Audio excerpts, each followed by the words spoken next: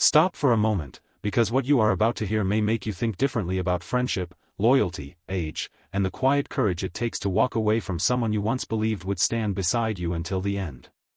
I am 78 years old, and last winter I cut off my best friend of 40 years. Even saying those words still feels strange, because when you have known someone for 4 decades, they do not feel like a friend anymore. They feel like a chapter of your own life. They know the old version of you, the younger version, the foolish version, the hopeful version, the version that made mistakes and still believed there would always be time to fix everything. So when someone asks why I ended it, I know they expect one dramatic answer. They expect a betrayal so large that no explanation is needed. They imagine stolen money, a cruel insult, a secret exposed, or a fight that shattered everything in one evening. But the truth is more painful than that. The truth is that some relationships do not end because of one explosion. They end because of 1,000 small cuts that you spent years pretending did not hurt. They end because your spirit finally becomes too tired to keep defending a bond that only survives because you keep lowering yourself to protect it. They end when you realize that loyalty to another person has quietly become disloyalty to yourself. For 40 years, I called him my best friend. I will call him Raymond, because the name does not matter as much as the pattern. Raymond and I met when we were still young enough to believe that friendship was mostly laughter, shared meals, weekend projects, and someone to call when life got difficult. We shared decades of family life, work, illness, funerals, and quiet evenings. There were years when I could not imagine my life without him. And that is what makes the ending difficult. Because when a friendship has carried real memories, your heart keeps using those memories as evidence that the present pain should be forgiven again. At first, I did not notice the imbalance. Or maybe I noticed and named it something softer. I told myself, Raymond is just blunt. He is just stressed. He has always had a sharp tongue. He does not mean it that way. Every long friendship creates its own excuses.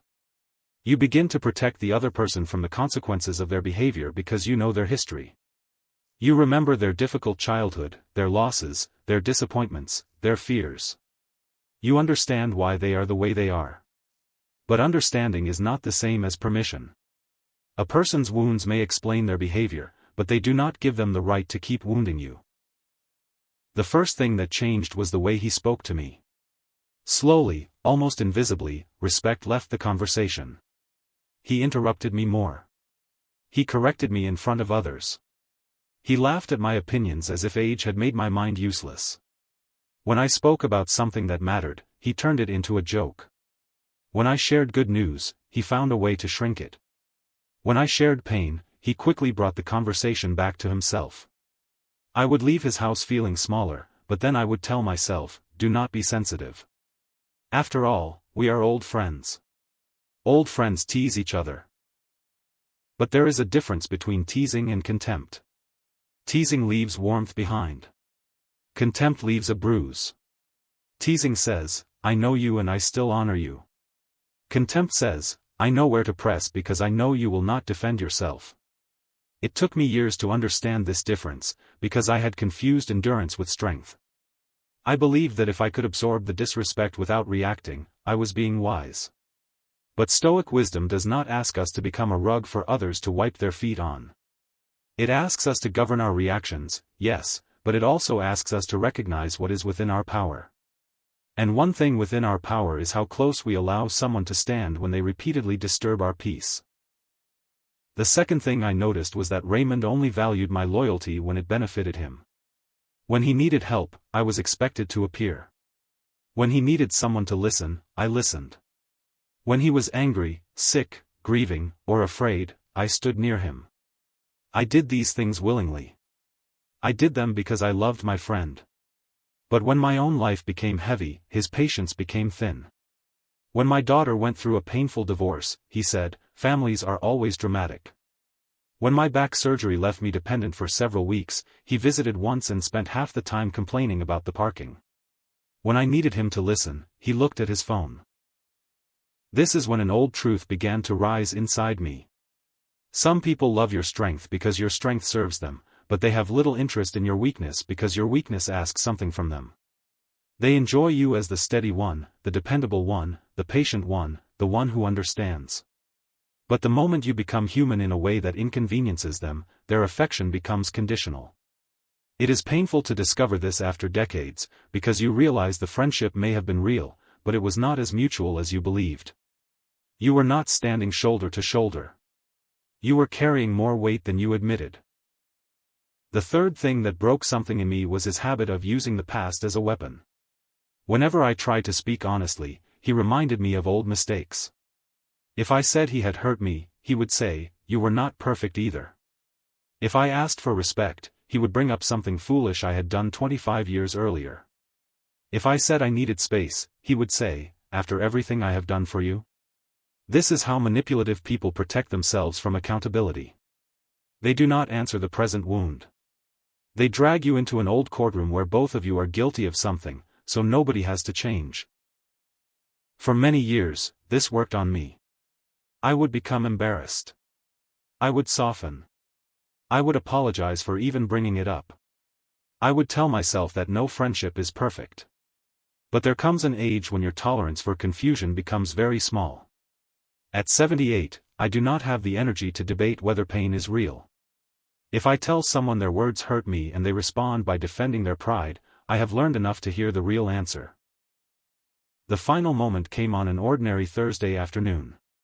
That is how life often changes, not with thunder, but with a sentence spoken in a familiar room. We were sitting at his kitchen table, the same table where we had shared coffee for years. I had recently decided to sell a piece of land my wife and I had held for a long time. It was not a casual decision. It carried memories, grief, and practical concerns. I told Raymond because some part of me still wanted my old friend to understand.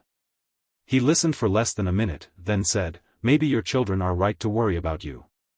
You have not been thinking clearly for a while." There it was. Not concern. Not a question. A judgment wrapped in false care. The room became very quiet. I remember looking at his face and feeling something inside me detach. Not anger. Not even sadness at first. Just clarity. For years, I had been trying to keep the friendship alive by explaining myself better, forgiving faster, laughing off insults, and remembering who he used to be. But in that moment I understood that I was no longer speaking to the friend I missed. I was speaking to the person he had become, or perhaps the person he had always been when I stopped protecting him with nostalgia. I did not shout. I did not insult him. I said, "Raymond, I think we have reached the end of what we were meant to be in each other's lives." He stared at me as if I had broken a rule. Maybe I had. In many long relationships, there is an unspoken rule that the patient person must remain patient forever. The giver must keep giving. The forgiving one must keep forgiving. The quiet one must keep swallowing. When that person finally speaks, everyone acts surprised, not because the pain was invisible, but because they never expected the pain to develop a voice. He called me dramatic. He said old men should not behave like children. He said I was throwing away 40 years. I listened calmly, and for the first time, I did not defend myself. This is one of the quiet powers of age. When you have explained yourself for decades, you eventually learn that some people do not misunderstand you because you were unclear. They misunderstand you because clarity would require them to lose their advantage. I stood up, thanked him for the years that had been good, and walked out of his house without slamming the door. The days afterward were strange. Ending a 40-year friendship is not like removing a name from a contact list.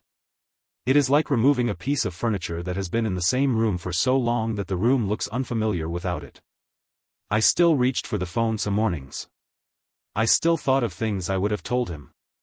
I still remembered the version of him who stood beside me in grief and laughed with me in better days. Grief became complicated because I was not only grieving a person. I was grieving the friendship I thought we had, the friendship we once had, and the friendship I kept hoping would return. This is why people stay too long in painful bonds. They are not always attached to the present. They are attached to evidence from the past. A kind moment from 1996. A loyal act from 2008. A memory from a hospital hallway. A holiday dinner. A promise once made sincerely. These things matter. I will never say they do not. But a relationship cannot survive forever on old kindness while present disrespect keeps growing. A tree may have had strong roots once, but if it is now rotting and leaning toward your home, sentiment alone will not make it safe. Slowly, the silence began to teach me. At first, I felt guilty. I wondered if I had been too harsh. I wondered if age had made me impatient. I wondered if loneliness would punish me for choosing dignity. But then I noticed something unexpected. Mornings felt lighter. My chest did not tighten when the phone rang. I no longer rehearsed conversations in my head before seeing him. I no longer came home feeling foolish for having shared something personal. My nervous system, which had been warning me for years, finally began to rest. This is the part nobody tells you about boundaries. At first, boundaries feel like loss because they remove something familiar. But after a while, if the boundary was necessary, peace begins to grow in the empty space. You realize that the relationship had been taking more from you than you understood. You realize that you were calling tension loyalty, calling anxiety care, calling habit friendship. When the noise stops, your soul can finally tell the truth. Raymond tried to contact me 3 times. The first message was angry. The second was sarcastic. The third was softer, but still not accountable. He said, "I am sorry you feel this way." That sentence told me everything. It placed the problem inside my feelings, not inside his behavior. A real apology does not hide behind your reaction. A real apology says, "I see what I did. I understand why it hurt. I want to change how I treat you." Anything less may be regret over consequences, not remorse over harm. At 78, I no longer trade peace for almost apologies. Some people may say, but 40 years should count for something.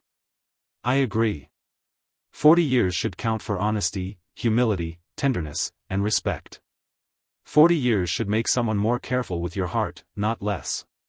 40 years should mean they know where you are fragile and choose not to press there. Time alone does not make a relationship sacred. What makes it sacred is the way 2 people handle each other across time. A friendship is not proven by duration. It is proven by the quality of presence within that duration.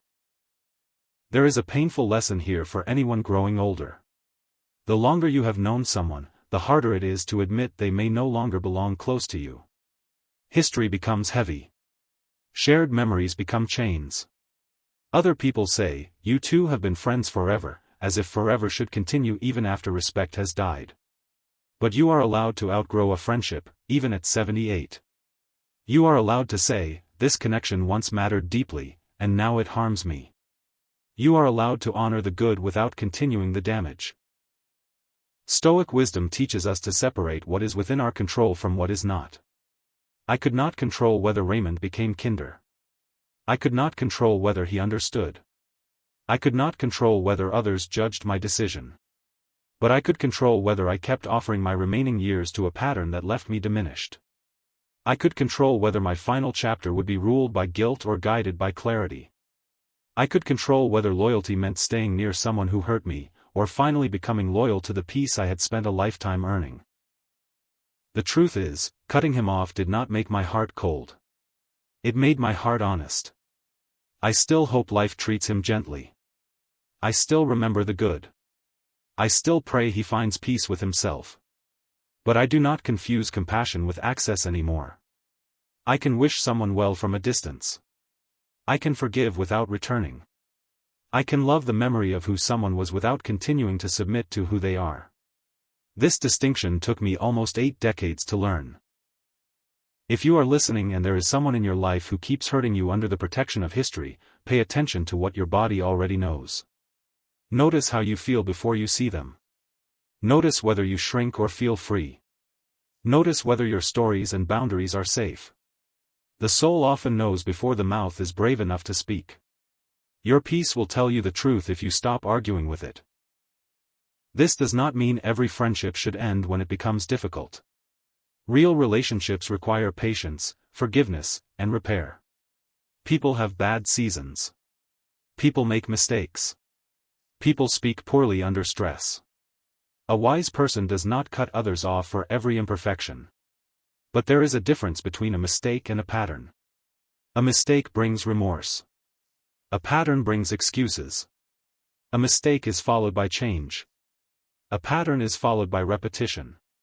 A mistake hurts you once. A pattern asks you to build a life around being hurt again. After 70, your remaining time deserves relationships where your spirit can rest.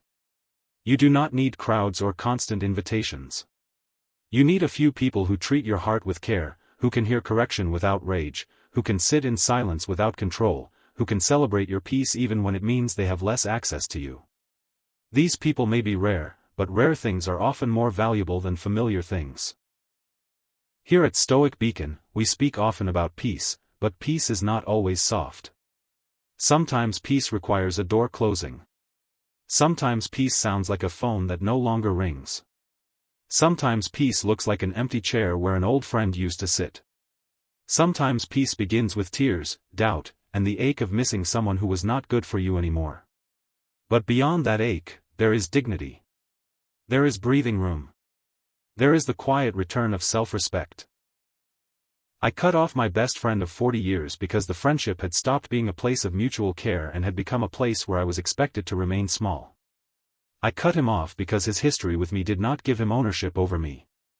I cut him off because I finally understood that the years behind me do not matter more than the peace still ahead of me. And I cut him off because at 78, I no longer want to spend my remaining mornings recovering from conversations that should never have wounded me. Maybe one day he will understand. Maybe he will not. That part is no longer mine to carry. What is mine is the life still in front of me, however short or long it may be. What is mine is the garden of my mind, the quiet of my home, the dignity of my boundaries, and the right to be surrounded only by those who understand that love without respect eventually becomes another form of loneliness. So if someone has been in your life for many years, ask not only how long they have stayed, but how they make your soul feel while they are there. Ask whether the relationship gives you courage or confusion. Ask whether you are loved as a person or used as a role. Ask whether the past is being honored or used to silence you. The answer may be painful, but pain faced honestly becomes wisdom. Thank you for spending this time with Stoic Beacon. May you have the courage to honor what was good, release what has become harmful, and protect the peace that your remaining years deserve.